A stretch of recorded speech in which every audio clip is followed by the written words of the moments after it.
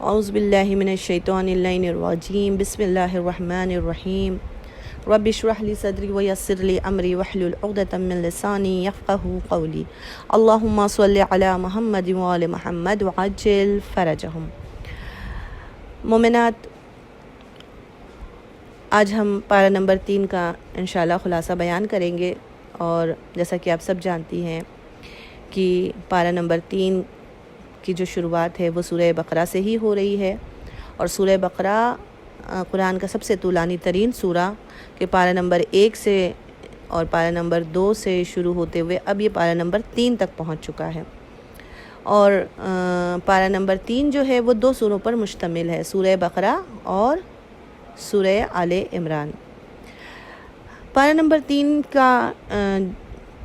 3 کی جو شروعات ہے وہ آیت نمبر 253 سے شروع ہو رہی ہے۔ یہ آیت تمام انبیاء کے درجات، ان کے مراتب اور معاشرے میں ان کے رسالت کے مختلف گوشوں کو بیان کر رہی ہے۔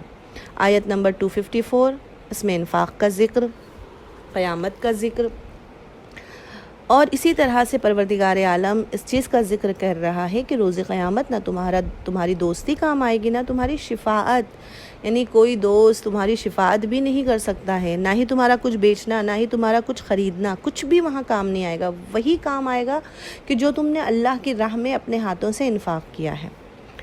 اس کے بعد آیت نمبر 255 کی جو کہ بہت مشہور، معروف اور بافضیلت ترین آیت ہے پارہ نمبر 3 کی، کہ جس کو ہم آیت الکرسی بھی کہتے ہیں، جس کی بے شمار فضیلتیں بیان کی گئی ہیں، کہ یہاں پر میں 1-2 فضیلت بیان کرنا چاہوں گی کہ امام علی علیہ السلام نے رسول اللہ سے روایت نقل کی ہے کہ سب سے برترین سورہ قرآن میں سورہ بقرہ ہے، یعنی تمام سوروں میں جو رتبے کے اعتبار سے سب سے برتر سورہ ہے وہ سورہ بقرہ ہے، اور سورہ بقرہ میں سب سے برتر آیت جو ہے وہ آیت الکرسی ہے، کہ جس میں اللہ نے 50 کلمے قرار دیے اور ہر کلمے میں 50 برکتیں پوشیدہ ہیں۔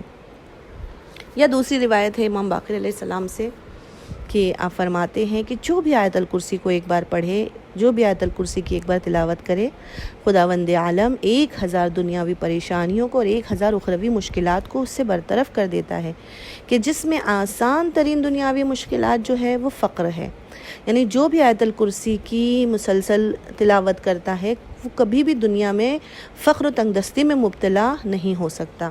اور آسان ترین اخروی مشکل جو ہے وہ عذاب قبر ہے، یعنی اس پہ عذاب قبر نہیں ہوگا۔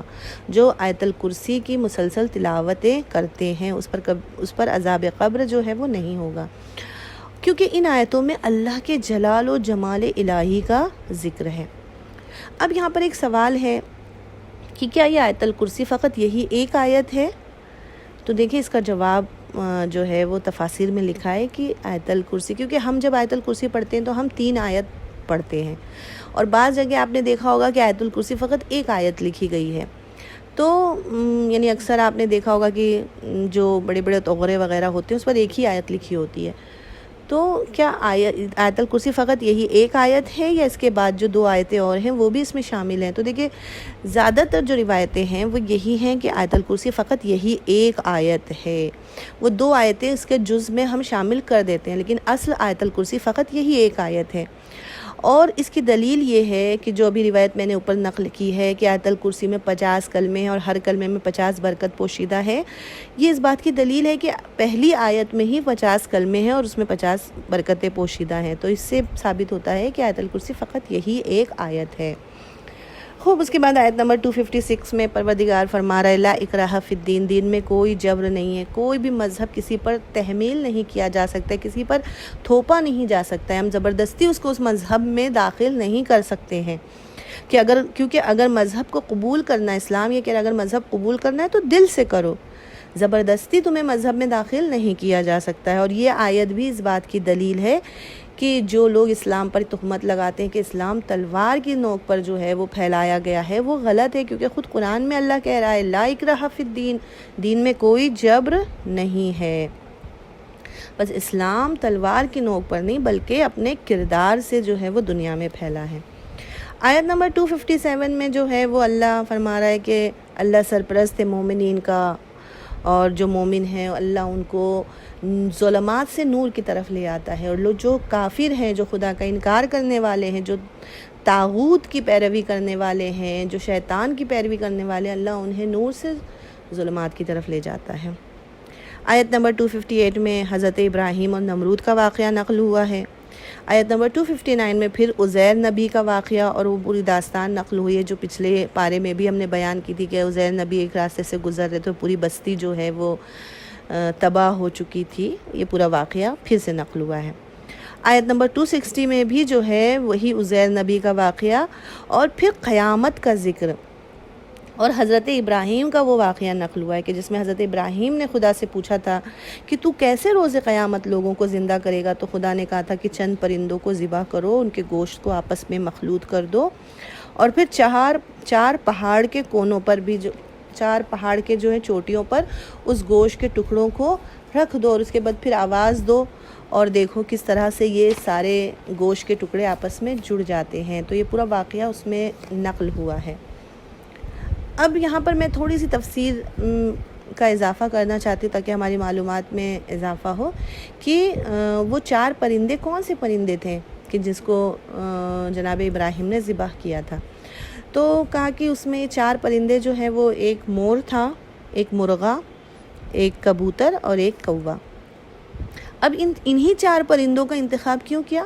کہا اس لیے کہ یہ 4 پرندے جو ہیں وہ انسان کے مختلف صفات اور روحیات کو بیان کرتے ہیں۔ مثلا مور جو ہے وہ مظہر خود نمائی ہے، وہ مظہر زیبائی ہے، وہ مظہر تکبر ہے۔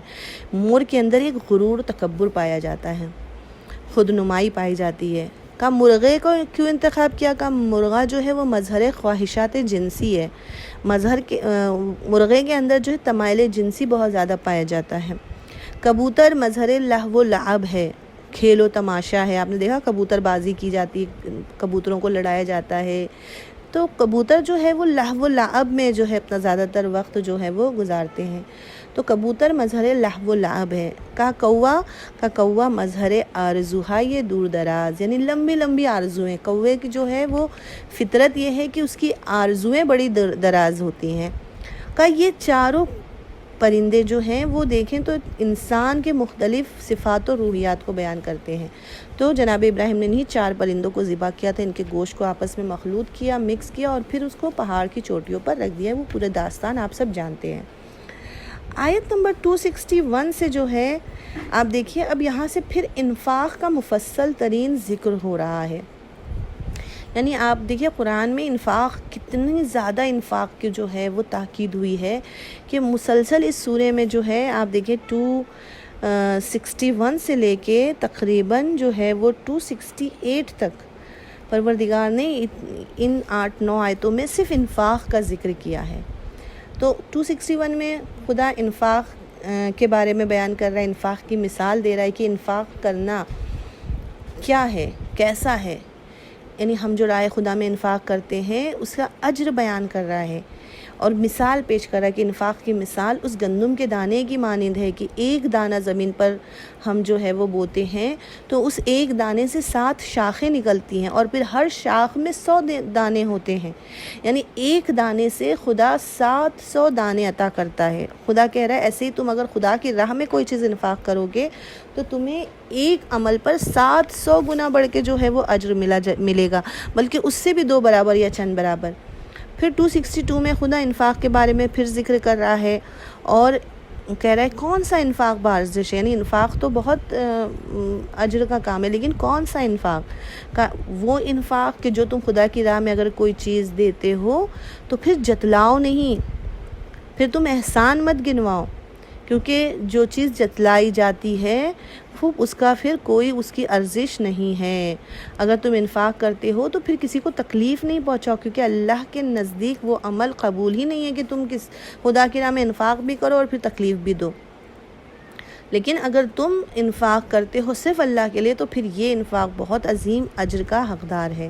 پھر 263 میں بھی اللہ انفاق کا ذکر کر رہا ہے، کہہ رہا ہے کہ سب سے بہترین جو انفاق ہے وہ سب تمہارا خود بہترین اخلاق اور کردار ہے. یعنی اگر تم مال و دولت سے انفاق نہیں بھی کر سکتے تو ایسا نہیں کہ تم گویا کہ نہیں کر سکتے ہو، نہیں، اب تم اپنے رویے کو، اپنے اخلاق کو بہترین کر لو، درگزر سے کام کرو کہ یہ خدا کی نگاہ میں بہترین انفاق ہے. اس انفاق سے کہ جس میں تم اللہ کی راہ میں کچھ خرچ بھی کرو لیکن دوسروں کی اذیت کا بھی سبب بنو، تو وہ انفاق خدا کی راہ میں پسندیدہ نہیں ہے. کیا فرما رہے پروردگار عالم؟ قول معروف، یعنی تمہارا بہترین قول، گفتگو، اخلاق جو ہے وہ خیر من صدقہ، وہ صدقے سے، وہ انفاق سے بھی بہتر ہے. آیت نمبر 265 264 265 میں پھر اللہ انفاق کے بارے میں کہ انفاق کرنے کا کیا انگیزہ ہونا چاہیے، کس پرپس سے تم انفاق کرو. پوری آیت جو ہے اس میں بہترین انداز میں اللہ نے بیان کیا ہے، اور پھر 2 بہترین مثالیں بھی دی ہیں. اس کو آپ توجہ کیجئے گا. 264 اور 265 میں اللہ نے 2 مثال پیش کی ہے کہ کون کی انفاق کرنے کا کیا انگیزہ، کیا پرپس ہونا چاہیے. 266 میں پروردگار کہہ رہا ہے کہ اگر انفاق میں ریاکاری شامل ہو جائے، منت شامل ہو جائے، تم انفاق کرو اور پھر اس کو جتلاؤ، تو کہا تمام انفاق کا اجر جو ہے وہ ختم ہو جائے گا. اور یہاں پر بھی پھر خدا ایک مثال دے رہا ہے. کیا تم کو پسند ہے کہ ایک بہت بڑا خرمے کا باغ اور مختلف انگوروں کا باغ تمہارے پاس ہو کہ جس کے نیچے سے نہریں جاری ہوں اور ہر قسم کے پھل اس باغ میں موجود ہوں، اور جب تم بوڑھے ہو جاؤ، ضعیف ہو جاؤ، ناتوان ہو جاؤ، اور تمہاری اولادیں جو چھوٹی چھوٹی ہیں، اچانک ایک آگ کا شعلہ جو ہے وہ آئے اور تمہارے تمام باغ کو جلا کر خاک کر دے، کہا اس وقت تمہاری کیا کیفیت ہوگی؟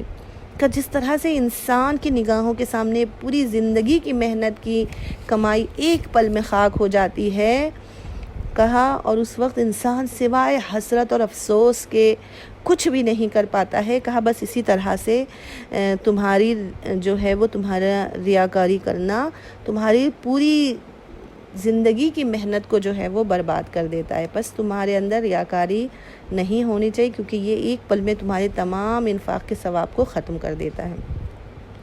آیت نمبر 267 میں پھر سے اللہ انفاق کا ذکر کر رہا ہے کہ کن اموال میں سے ہمیں انفاق کرنا ہوگا، یعنی کون سا مال ہمیں خدا کی راہ میں انفاق کرنا ہے.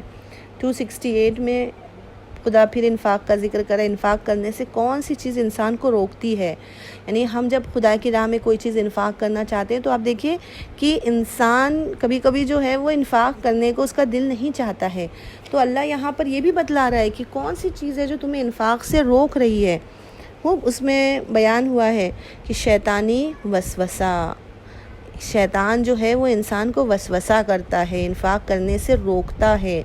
اور کیا وسوسہ کرتا ہے؟ اس کو فقر و تنگ دستی کا جو ہے وہ اس کے اندر جو ہے وہ وسوسہ ڈالتا ہے کہ اگر تم اپنے مال کو اتنا سب خرچ کر دو گے تو تمہارے پاس کیا بچے گا، تم تو فقر و تنگ دستی میں مبتلا ہو جاؤ گے. حتیٰ کہ مستحب تو چھوڑیے، واجب انفاق میں بھی شیطان وسوسہ کرتا ہے. خمس، زکوٰۃ، اس جیسی چیزوں کو جو ہم پر واجب ہیں اس کو بھی دینے میں شیطان وسوسہ کرتا ہے. ارے اپنے مال میں سے اتنا تم جو ہے وہ نکال دو گے تو پھر تمہارے پاس بچے گا کیا؟ آگے تمہارے بچے ہیں، فیوچر ہے، پھر کیا تم کرو گے؟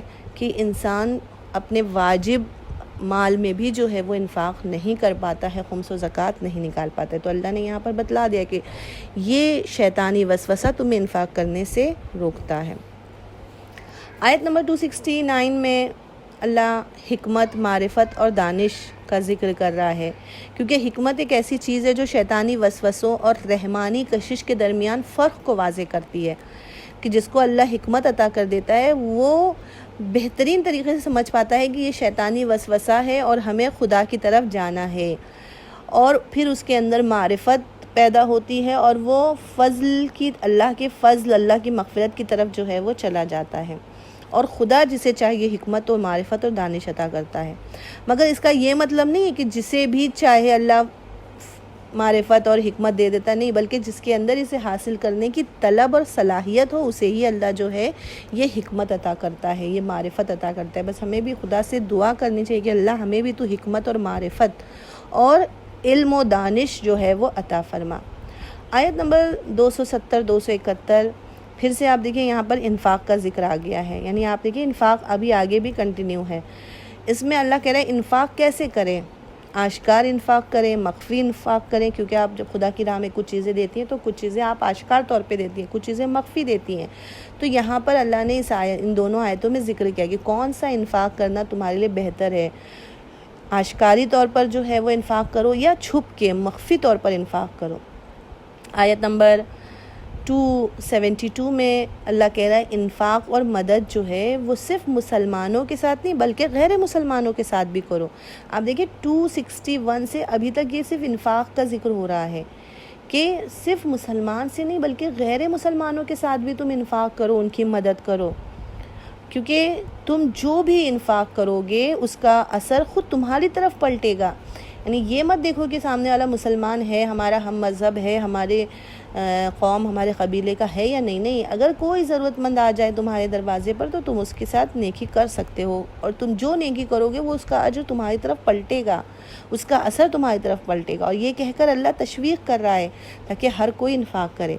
273 میں بھی اللہ کہہ رہا ہے کہ اگر مسلمانوں میں تم انفاق کرتے ہو تو کس کے ساتھ انفاق کرو. یہاں پر 4 مورد کا ذکر کیا گیا کہ جن کے ساتھ انفاق کرنا ہے. اس کے بعد آیت نمبر 274 یہ مولا علی علیہ السلام کی شان میں نازل ہوئی، اور یہ مولا علی کے انفاق کو بیان کر رہی ہے کہ وہ لوگ جو اپنے اموال کو دن و رات پنہان اور آشکار انفاق کرتے ہیں خدا کے نزدیک ان کا اجر محفوظ ہے. اس آیت کے شان نزول میں لکھا ہے کہ حضرت علی علیہ السلام کے بارے میں یہ آیت نازل ہوئی کہ حضرت علی کے پاس 4 درہم تھے. آپ نے 1 درہم کو رات میں دیا، 1 درہم کو دن میں دیا یعنی انفاق کیا، 1 درہم کو آپ نے چھپ کے انفاق کیا، اور 1 درہم کو آپ نے آشکار طور پر انفاق کیا. تو یہ آیت نازل ہوئی. بس اس سے نتیجہ یہ نکالتے ہیں کہ انفاق کسی بھی صورت میں کیا جائے خدا کی بارگاہ میں مقبول اور مطلوب ہے. یعنی چاہے آپ انفاق کو دن میں کریں، چاہے آپ انفاق کو رات کی تاریکی میں کریں، چاہے انفاق کھل کے کریں آشکار طور پر، چاہے انفاق چھپ کر کریں، ہر حال میں انفاق کرنا خدا کی بارگاہ میں مطلوب اور مقبول ہے. بس ایک چیز کا ہمیں دھیان رکھنا ہے کہ انفاق جب ہم کریں ہماری نیت کیا ہے؟ خالص ہونی چاہیے. اب اس کے بعد آیت نمبر 275 سے لے کے 276 تک یہاں پر ربا کے بارے میں ذکر ہو رہا ہے، سود کے بارے میں. اب دیکھیں ربا، سود جو ہے وہ انفاق کے جسٹ مقابل میں آتا ہے، اس کے اپوزٹ میں ہے. جیسے انفاق کرتا ہے انسان اللہ کی راہ میں، ربا اور سود کیا ہے؟ یہ انسان دوسروں کے مال سے حاصل کرتا ہے جس کو اسلام نے حرام قرار دیا ہے، اور انسان یہ سوچتا ہے کہ ربا اور سود حاصل لینے سے میرے مال میں اضافہ ہو جائے گا. تو یہ غلط ہے. کہا جیسے انفاق سے مال میں اضافہ ہوتا ہے، ربا سے معاشرے میں فقر و تنگ دستی پیدا ہوتی ہے. جس طرح سے انفاق سے دل پاک ہوتا ہے، ربا سے دل نجس ہوتا ہے. اور یہ آیت شدت سے ربا کو ممنوع قرار دے رہی ہے. آیت نمبر 278 سے 281 تک یہاں بھی ربا کا ذکر ہے، سود کا ذکر ہے کہ اللہ کہہ رہا ہے یہ گناہ عظیم ہے. اور پھر ربا لینے والوں یا ربا خواری کے کیا کیا نقصان ہیں یہ بیان ہو رہا ہے. 282 میں سورہ بقرہ کی یہ سب سے طولانی ترین آیت ہے، یعنی پورے قرآن میں سب سے طولانی ترین آیت 282 ہے کہ جس میں اللہ تجارتی اور اقتصادی امور کو بیان کر رہا ہے کہ جب تم تجارت کرو. دیکھیے قرآن میں جو کہا ہے نا لا رتب ولا یابس الا فی کتاب مبین، کوئی ایسا خشک و تر نہیں ہے جو قرآن میں موجود نہ ہو. یہاں پر بھی دیکھیے اللہ نے جہاں اخلاقیات کا ذکر کیا ہے، احکام کا ذکر کیا ہے، اللہ نے جہاں پر تاریخ قرآن میں ذکر کی ہے، داستانیں ہیں مختلف انبیاءوں کی، وہیں پر اللہ جو ہے وہ تجارت کے اصولوں کو بھی بیان کر رہا ہے. یعنی ایک مسلمان جو ہے وہ کس طرح سے تجارت کرے، ایک مسلمان کس طرح سے اپنے فائنینشیل سٹیٹس کو جو ہے وہ بہترین طریقے سے آرگنائز کر سکتا ہے. یہ پوری آیت اس کے بعد کی آیت جو ہے وہ اس کو بیان کر رہی ہے کہ جب کسی کے ساتھ تجارت کرو تو تم کیسے لین دین کرو، اور کوئی بھی لین دین اگر کرنا ہے تو اسے لکھ کر رکھو تاکہ تمہارے سرمایے میں اضافہ ہو سکے، اور جب لین دین کرو تو اپنے ساتھ گواہ رکھو. پوری آیت آپ پڑھیے گا، اس میں تجارت کے اصولوں کو بیان کیا گیا ہے. اور پھر اس کے بعد 283 میں اللہ اسی آیت کو کنٹینیو کرتے ہوئے کہتا ہے کہ اگر تم پھر سفر میں ہو اور تجارت کا سفر کر رہے ہو تو کوئی لکھنے والا ساتھ رکھو. اگر کوئی تمہارے تمام جو کہتے ہیں نا کہ وہ تم جو بھی لین دین کرتے ہو اس لین دین کا حساب اگر نہیں رکھو گے تو بہت نقصان تمہیں ہو سکتا ہے. تو اس کے حساب کے لیے ایک ساتھ میں رکھو جو تمہارے تمام لین دین کا حساب و کتاب کرے. اور اگر کوئی موجود نہ ہو تو تم کسی کو اپوائنٹ کر سکتے ہو اس کام کے لیے, کسی کو جو ہے وہ اجرت پر رکھ سکتے ہو. تو سفر میں کسی کو اجرت پہ رکھ کر اپنے ان تمام کاموں کو مینٹین کر کے تجارت کرو, تبھی تمہیں اس میں جو ہے وہ فائدہ ہوگا. پھر آیت نمبر 284 میں پچھلی آیتوں کو مکمل کرتے ہوئے اللہ کہتا ہے کہ جو بھی زمین و آسمان میں ہے سب اسی خدا کا ہے, بس جو بھی تمہارے دلوں میں ہے چاہے وہ آشکار طور پہ کرو چاہے پنہان کرو وہ سب سے باخبر ہے, کیونکہ اللہ نیتوں کا جاننے والا ہے اور اسی کے مطابق وہ تمہارا فیصلہ کرے گا. آیت نمبر 285 میں سورہ بقرہ کی جس طرح سے شروعات ہم دیکھتے ہیں اسلامی معارف سے ہوئی, اور اسلامی معارف پر ہی یہاں پر آیتوں کو اس سورہ کو ختم کیا جا رہا ہے. یعنی آپ نے دیکھا ہوگا سورہ بقرہ کا جو شروعات تھی اس میں اللہ کیا فرما رہا تھا کہ آپ نے شروعات میں دیکھا کہ متقین کے صفات کو بیان کیا گیا تھا کہ متقین کون ہیں, وہ لوگ جو ایمان پر غیب لائے, وہ لوگ جو خدا اور رسول اور پیغمبروں پر, ملائکہ پر, روز قیامت پر ایمان رکھتے ہیں. تو سورہ بقرہ کا سٹارٹ جو ہے, شروعات جو ہے وہ اسلامی معارف سے خوب ہوئی ہے, اور اسی اسلامی معارف پر بھی یہ آیتیں سورہ بقرہ ختم ہو رہا ہے. یعنی ایمان اور اعتقاد بے خدا, پیغمبر, آسمانی کتابیں, پھر اسی چیزوں کا جو ہے اس آیت میں ذکر ہو رہا ہے. اور پھر آیت نمبر 286 آخری آیت کہ اللہ کہہ رہا ہے لا یکلف اللہ نفسا الا وسعها, خدا ہر ایک کی جو ہے وہ مثلا خدا ہر ایک کی جو ہے وہ کیپیسٹی کے اعتبار سے جو ہے وہ فیصلہ کرے گا. کیونکہ جب کہا گیا کہ روایتوں میں ہے کہ خدا نے جب یہ آیت نازل ہوئی کہ خدا ہر ایک کی نیت کے اعتبار سے جب فیصلہ کرے گا تو لوگ ڈر گئے. تو اس آیت نے آ کر تسلی دی کہ خدا کسی کو اس کی توانائی سے زیادہ تکلیف نہیں دے گا, جتنی برداشت ہے اتنی ہی اسے تکلیف اللہ دیتا ہے. تو مگر بس یہاں پر ہمیں چاہیے کہ اپنے اعمال, اپنی نیت کو صحیح رکھیں, اور ہر انسان اپنے اچھے اور برے اعمال کے ساتھ بندھا ہے, جو جیسا کرے گا ویسا بھرے گا. تم اپنے اعمال کو اگر اچھا رکھو گے تو تمہارے ساتھ اللہ جو ہے وہ تمہیں اس کا عظیم اجر دے گا, اور اگر تم نے کوئی بھی برائی کی ہے تو پھر تمہیں پروردگار عالم جو ہے اس کی سزا ضرور دے گا. تو یہ سورہ بقرہ الحمدللہ ہمارا یہاں پر ختم ہو گیا. اب اس کے بعد سورہ آل عمران شروع ہوتا ہے. سورہ آل عمران جو ہے اس کے اندر ٹوٹل 91 آیتیں ہیں. یہ سورہ جنگ بدر اور جنگ احد کے درمیان میں نازل ہوا ہے, یعنی اسلام کی پہلی اور دوسری جو جنگ تھی اس دوران میں یہ سورہ نازل ہوا ہے. سورہ آل عمران کی بھی بہت فضیلت ہے روایتوں میں کہ جو بھی اس سورہ کی تلاوت کرتا ہے روز قیامت ایک نور کے بادل کا سایہ اس پر ہمیشہ سایہ فگن رہے گا, یعنی ایک نورانی بادل ہمیشہ اس پر سایہ فگن رہے گا. یہ سورہ جنگ بدر اور جنگ احد کے درمیان چونکہ نازل ہوا اور اس کے مطالب بھی ایک دوسرے سے اتنے مربوط ہیں کہ جیسے گویا پورا سورہ ایک ہی جگہ پر نازل ہوا ہے. پہلی آیت آپ دیکھیے الف لام میم, دوبارہ سے حروف مقطعات سے شروع ہو رہی ہے.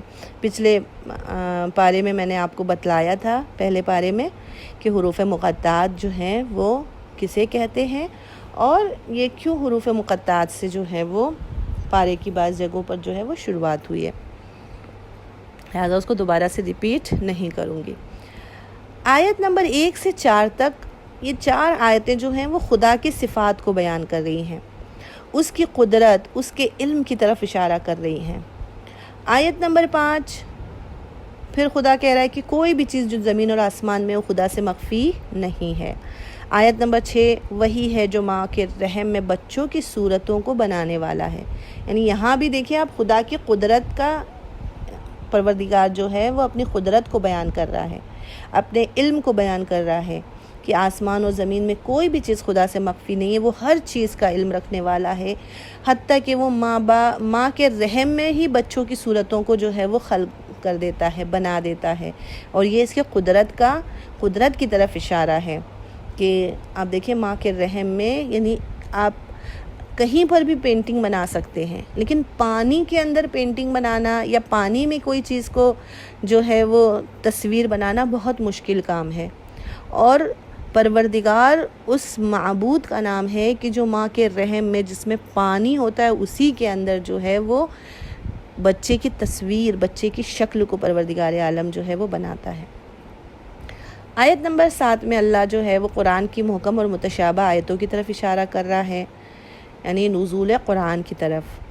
اب یہ کہ محکم اور متشابہ آیتیں کون سی ہیں، یہ پورا جو ہے وہ آپ دیکھیں، یہ ایک طرح سے ہم دیکھیں کہ یہ پورا علم قرآن ہے، کہ اس کی بہت ڈیپ میں ہم اس کو اگر بیان کریں تو بہت وقت لے گا، لیکن ہمیں پھر بھی ایک اشارہ کر دینا چاہتی ہوں تاکہ ایک واضح ہو جائے کہ کون سی آیتیں بہت ساری محکم ہوتی ہیں، متشابہ ہوتی ہیں، کچھ آیتیں ناسخ ہیں، منسوخ ہیں، یہ سب علم قرآن کی بحث میں آتا ہے۔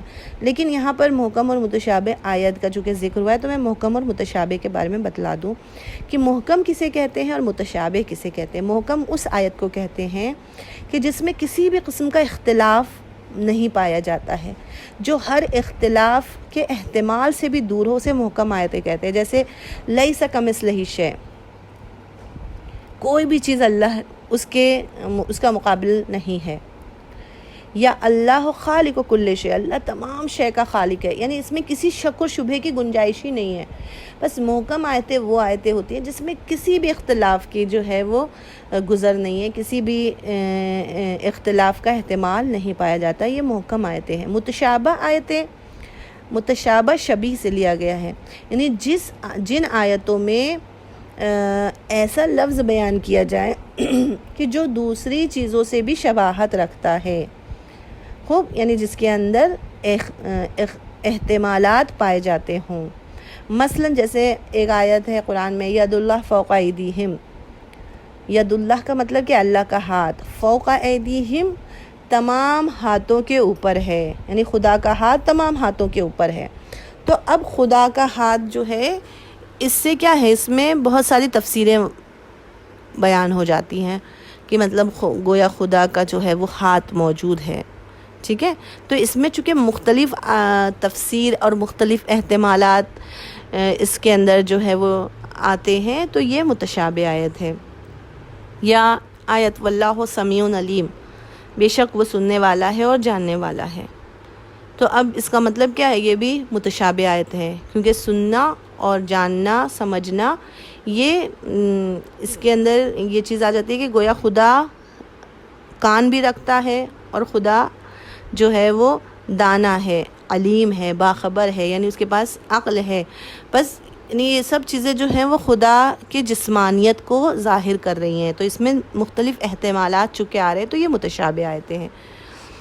آیت نمبر 8 اور 9، اس میں اللہ فرما رہا ہے ربنا لا تزغ قلوبنا بعد اذ ہدیتنا، یہاں ہدایت کے ذکر ہو رہا ہے کہ پروردگار ہمیں ہدایت کے بعد تو پھر گمراہ نہ ہونے دینا، یا ہمارے دلوں کو گمراہی کی طرف مت موڑنا۔ خوب، آیت نمبر 10 اور 11 میں یہ آیت جو ہے یہودیوں کے 2 قبیلے بنی نذیر اور بنی قریظہ، ان کے بارے میں نازل ہوئی کہ جو اپنی اولاد اور اپنی دولت پر بہت گھمنڈ کرتے تھے۔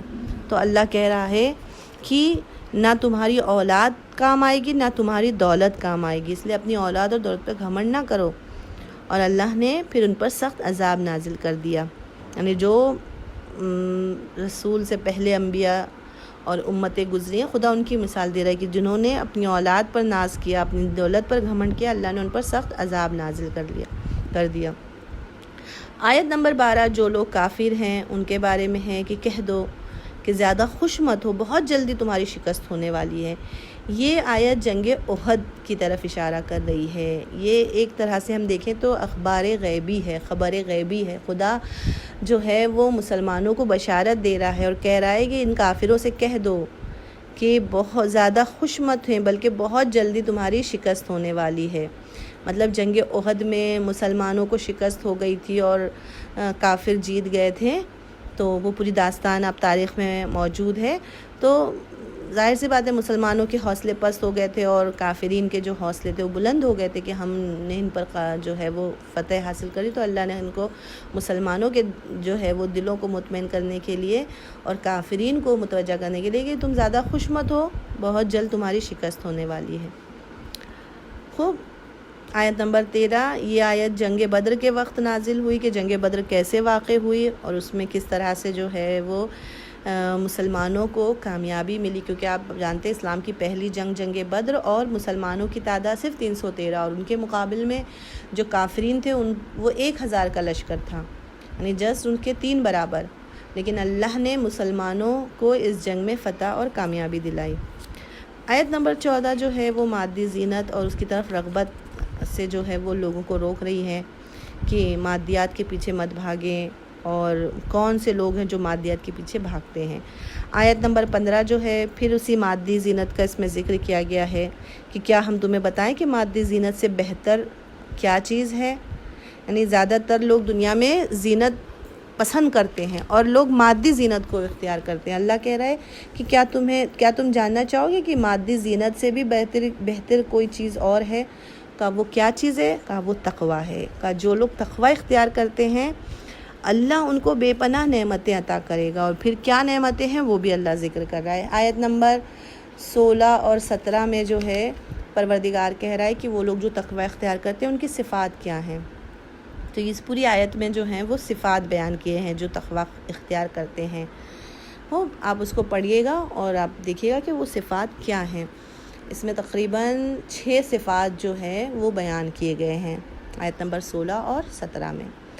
آیت نمبر 18 خدا کی وحدانیت پر گواہی کے بارے میں ہے کہ جو متقی ہیں، یعنی تقوی کے بارے میں پھر آیا کہ جو متقی ہیں وہ خدا کی وحدانیت کے جو ہیں وہ خدا کی وحدانیت پر گواہی دیتے ہیں۔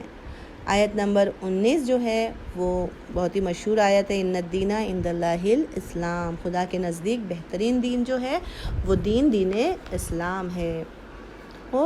آیت نمبر 20 پھر آتی ہے یہود و نصارہ کے ساتھ جدال لڑنے سے روک رہی ہے کہ تم جدال کس کو کہتے ہیں؟ کہ جدال کا مطلب مار پیٹ لڑائی جھگڑا نہیں ہوتا ہے، جدال کا مطلب ہوتا ہے زبانی گفتگو، بحث و مباحثہ، ڈیبیٹ کا۔ اگر کافر یا یہود و نصارہ آ کر تم سے لڑیں، بحث کریں، تو تم ان سے بحث مت کرو، کیونکہ کوئی بحث کرنے کا فائدہ نہیں ہے۔ کیونکہ بہت دفعہ ایسا ہوتا تھا کہ یہود و نصارہ آتے تھے اور اپنے کچھ سوالات لے کر پھر بحث کرتے تھے، اور ان کا مقصد حق کی اور ہدایت کی طرف آنا نہیں ہوتا، تو ان کا مقصد تھا مسلمانوں کو رسوا کرنا۔ تو اللہ نے کہا کہ اگر یہ آ کے تم سے بحث کرتے ہیں تو تم ان سے مت لڑو، ان کو ان کے حال پر چھوڑ دو، ان کو بولنے دو، بلکہ کہہ دو ہم اور ہمارے پیروکار خدا کے آگے تسلیم ہو گئے ہیں، تمہارے کہنے سے کچھ بھی نہیں ہونے والا ہے۔ اور پھر اس کے بعد جو ہے 21 اور 22 میں اللہ انہی پچھلی آیتوں میں جس میں یہود و نصارہ کا ذکر کیا ہے، خدا کافرین کا ذکر کرتے ہوئے کہتا ہے کہ ان آیتوں میں ان کی کچھ نشانیاں بیان کی ہیں کہ کافر کون ہیں، کا جو آیت الہی کا انکار کرتے ہیں، جو پیغمبروں کو ناحق قتل کرتے ہیں اور ان لوگوں کو قتل کرتے ہیں جنہوں نے پیغمبروں کا دفاع کیا۔ پھر اس کے بعد آیت میں ان کے دردناک انجام اور عذاب کا ذکر ہو رہا ہے۔ آیت نمبر 23، 24 اور 25 یہ تینوں آیتیں جو ہیں وہ رجم کے بارے میں ہیں۔ رجم کسے کہتے ہیں؟ رجم کا مطلب ہوتا ہے سنگ باران، یعنی پتھر کی بارش کی۔ اس کے پیچھے مفصل اس کا شان نزول بیان کیا گیا کہ کب یہ آیت نازل ہوئی، مطلب کہ جب قوم یہود میں ایک مرد نے شادی شدہ عورت کے ساتھ معاذ اللہ مثلاً جو ہے وہ ہم کہہ سکتے ہیں ایک شادی شدہ عورت کے ساتھ اس نے جو ہے وہ زنا کر لیا تھا، اور اس کی سزا کیا تھی؟ اسلام میں بھی یہ حکم ہے کہ اگر کوئی شادی شدہ عورت کے ساتھ زنا کرتا ہے تو اس کی سزا رجم ہے، یعنی اس کو پتھر سے مارنا ہے، اتنا پتھر سے مارا جائے کہ وہ ختم ہو جائے۔ مگر یہودی جو ہیں وہ اس سزا کو دینے سے منع کرنے لگے، کیونکہ جس شخص نے یہ کام کیا تھا وہ اشراف میں سے جانا جاتا تھا، یعنی جو یہودیوں میں بڑے پیسے والے لوگ تھے ان میں سے ایک تھا۔ تو اور انہوں نے دلیل یہ دی کہ توریت میں یہ حکم نہیں آیا ہے، مگر جب پیغمبر کے پاس یہ چیز لے کر گئی تو پیغمبر نے کہا نہیں، توریت میں یہ حکم موجود ہے، اور پھر پیغمبر نے توریت منگوائی اور اس میں اس آیت کو نکال کر انہیں بتایا کہ دیکھو یہ حکم تمہاری توریت میں بھی موجود ہے، اس لیے اس انسان کو رجم کیا جائے، یعنی اس عورت اور اس مرد کو، کہ جس پر قوم یہود کے اکثر لوگ جو ہیں جو پیسے والے تھے ان کے وہ سب ناراض ہو گئے، تو آیت نازل ہوئی کہ یہ لوگ اپنی کتاب میں ہی موجود حکم سے سرپیچی کرتے ہیں، اور اس کی وجہ یہ کہ یہ لوگ خود کو سب سے برتر سمجھتے ہیں اور سوچتے ہیں کہ اللہ کے یہاں ان کو کوئی مجازات، کوئی سزا نہیں ملے گی، جبکہ ایسا نہیں ہے، وہ ہرگز خدا کے انصاف سے بچ نہیں سکتے۔ آیت نمبر 26 اور 27 خدا کی ملکیت کا ذکر ہے کہ وہ ہر چیز کا مالک ہے، وَتُعِزُّ مَن تَشَاءُ وَتُذِلُّ مَن تَشَاءُ، وہ جسے چاہے عزت دے، جسے چاہے ذلت عطا کرے۔ پھر خدا کی قدرت کا ذکر ہو رہا ہے کہ وہی ہے جو دن و رات اور رات کو دن میں جو ہے وہ تبدیل کرتا ہے۔ آیت نمبر 28 پھر خدا جو ہے وہ بیان کر رہا ہے کہ پچھلی آیت میں جیسے ذکر کیا کہ وہ جسے چاہے عزت دے، جسے چاہے ذلت دے، اس لیے پھر مومنین سے خدا خطاب کر رہا ہے کہ تم کافرین سے ہرگز دوستی نہ کرو، اور اگر تم ایسا کرو گے تو ہرگز اس کا خدا سے کوئی رابطہ نہیں ہوگا۔ اور پھر اس میں یہاں پر تقیے کا ذکر تھوڑا سا ہوا ہے کہ لیکن اگر اپنی جان کی خاطر، اپنی جان کی حفاظت میں اگر تم کو دوستی کرنا پڑے تو پھر جائز ہے، یعنی تقیہ۔ یہاں پر آیت نمبر 29 بھی پھر اسی تقیے کا ذکر کر رہی ہے کہ تمہارے دلوں میں کیا ہے خدا کے سوا کوئی نہیں جانتا، بس تم اس کو چھپا نہیں سکتے کیونکہ وہ ہر چیز کا جاننے والا ہے۔ بس اگر تمہیں کافر کے ساتھ دوستی کرنا بھی پڑتی ہے تو تم اپنے عقائد کو چھپا سکتے ہو کیونکہ خدا تمہارے دلوں کے حال کو جاننے والا ہے۔ آیت نمبر 30، 31 اور 32 میں جو ہے وہ پروردگار عالم بیان فرما رہا ہے کہ انسان کے تمام اعمال روز قیامت اس کے سامنے حاضر کیے جائیں گے اور اسی کے مطابق اس کو سزا اور جزا ملے گی۔ اور پھر خدا کہہ رہا ہے کہ واقعی محبت کیا ہے، کہ واقعی محبت صرف خدا کی محبت ہے۔ آیت نمبر 33 سے لے کے پھر آیت نمبر 60 تک آپ دیکھیں، یہ تقریباً 26-27 آیتیں جو ہیں یہاں پر پورا جناب مریم کا ذکر، ان کے آباء و اجداد کا ذکر، پوری داستان نقل ہے۔ جناب مریم کی ولادت، جناب زکریا کو بشارت، جناب یحییٰ کی ولادت، پھر جناب مریم کا خدا کی بیت المقدس میں عبادت کرنا، ان کے لیے آسمانی غذائیں آنا، اور پھر جناب عیسیٰ کی ولادت، اور پھر وہ پوری داستان، اور پھر جناب عیسیٰ کو صلیب پر کس طرح سے چڑھایا گیا، جناب عیسیٰ کو مقام خدائی یا خدا کا بیٹا سمجھنا، وہ یہ ساری داستان جو ہے ان آیتوں میں ذکر ہوئی ہے۔ تو انشاءاللہ آپ جب اس کو پڑھیں گے تو پوری داستان آپ کو سامنے قرآن میں موجود نظر آئے گی۔ پھر آیت 61 آتی ہے، یہ آیت جو ہے یہ آیے مباہلہ ہے جو بھی گزری ہے۔ یہاں پر مباہلہ آئے جو ہے وہ اس کو ہم آئے مباہلہ بھی کہتے ہیں، مباہلہ کا ذکر ہو رہا ہے، اور آپ سب جانتے ہیں مباہلہ اسلام کی فتح اور حقانیت کی واضح اور روشن دلیل ہے، اہل بیت کی عظمت کی گواہ ہے یہ آیت۔ آیت نمبر 62 اور 63 اس میں جناب عیسیٰ کی پھر زندگی کو بیان کرنے کے بعد اللہ کہہ رہا ہے اِنَّ هَذَا لَهُوَ الْقَصَصُ الْحَقُّ، کہ بے شک یہ جو بھی داستانیں ہیں وہ حق ہیں، یعنی یہ من گڑت کہانیاں نہیں ہیں بلکہ یہ تمام داستان جو ہے وہ حق ہے۔ اور اگر تم ان تمام شواہد، تمام گواہوں کے باوجود حق کو نہیں مانتے تو تم مفسدین میں سے ہو، تم فتنہ پھیلانے والے ہو، تم فاسد ہو۔ آیت نمبر 64 انسان جو ہے وہ تمام لوگوں کو جو ہے اور بالخصوص تمام اہل کتاب کو وحدت کی دعوت دے رہی ہے کہ تمام اہل کتاب سے خدا کہہ رہا ہے کہ سوائے خدا کے کسی کی پرستش نہ کرو اور کسی کو قبول نہ کرو۔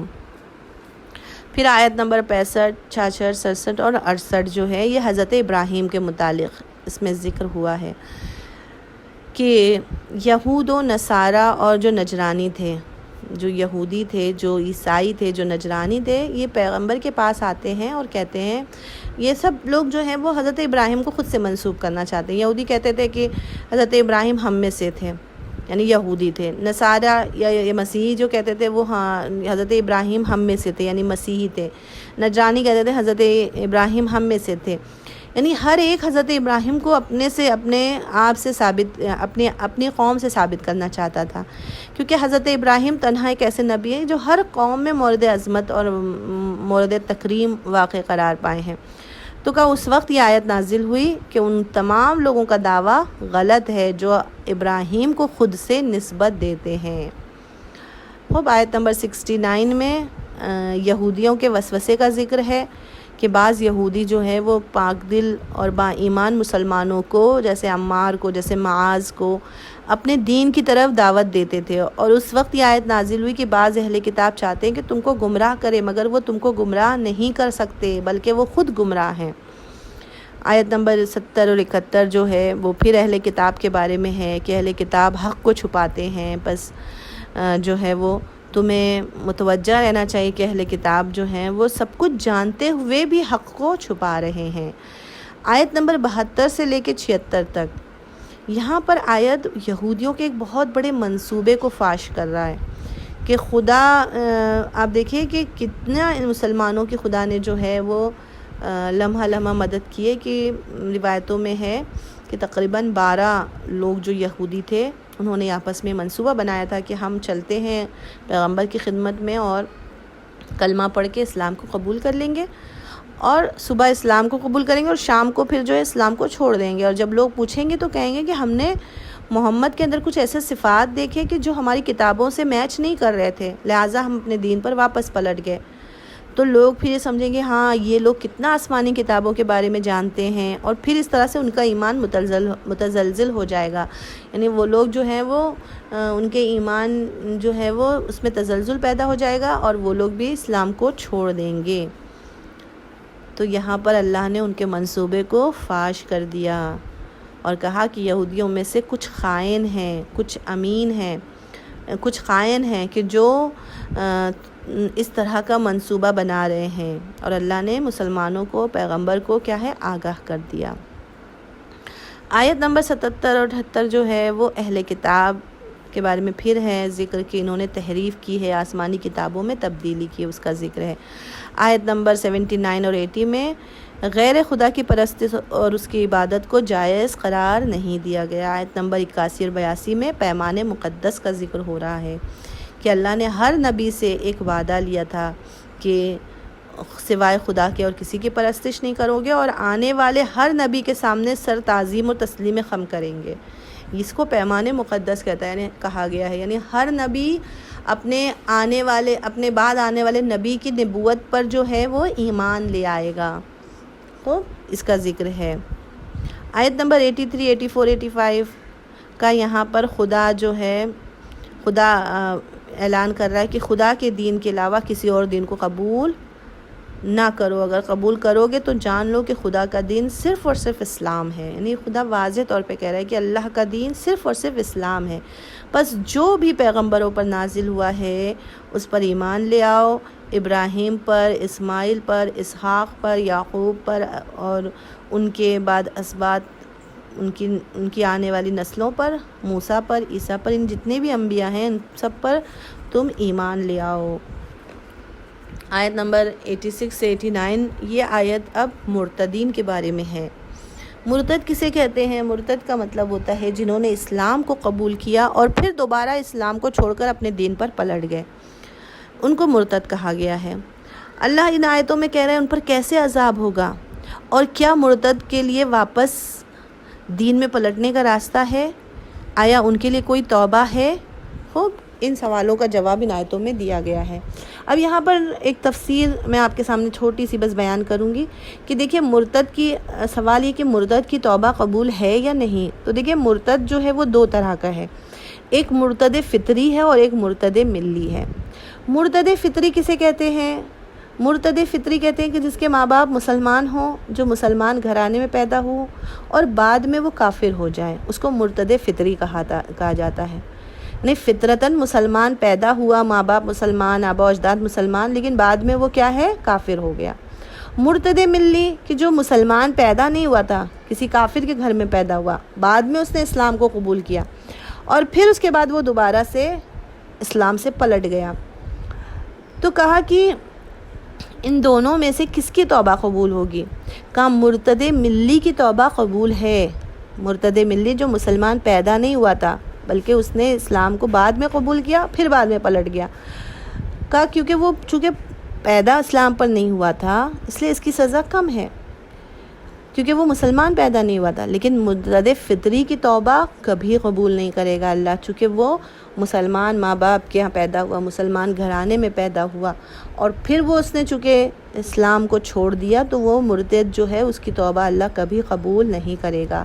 اور آخری آیت نمبر 90 اور 91 میں پھر توبہ کا ذکر ہو رہا ہے کہ جو لوگ غلط راستے پر جاتے ہیں اگر وہاں پر جانے کے بعد وہ پلٹ جائیں اور توبہ کر لیں تو ان کی توبہ قبول ہے، لیکن وہ لوگ جو ایمان لے آئیں پھر کافر ہو جائیں اور اپنے کفر پر باقی رہیں تو ان کی توبہ خدا ہرگز قبول نہیں کرے گا۔ جو مرتد ہو جائیں ان کی توبہ اللہ ہرگز قبول نہیں کرے گا، چونکہ اب اگر وہ ایمان لا بھی رہے ہیں تو وہ ایمان لانا ان کا ایمان نہیں ہے، یا تو وہ مجبوری کی بنا پر ایمان لا رہے ہیں، جیسے فرعون کہ آخری وقت میں فرعون ایمان لے آیا تو وہاں پر اللہ اس کے ایمان کو اللہ نے قبول کیا نہیں، اس کی توبہ قبول کی نہیں۔ یا بعض لوگ جو ہیں وہ جب سامنے سے حق کو جیتتا ہوا دیکھتے ہیں تب توبہ کرتے ہیں، یا جب موت سامنے کھڑی ہوتی ہے تب توبہ کرتے ہیں تو ان کی توبہ ہرگز قبول نہیں ہے۔ مومنات، یہاں پر ہمارا یہ درس ختم ہوتا ہے۔ والسلام علیکم ورحمۃ اللہ وبرکاتہ۔